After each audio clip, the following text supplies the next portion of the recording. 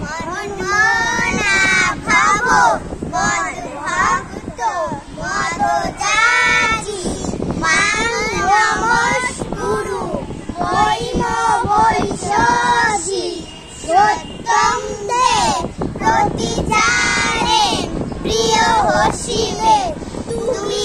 একমাত্র আমাকেই চিত্ত রাখো আমাকেই ভক্তি করো আমাকেই উপাসনা করো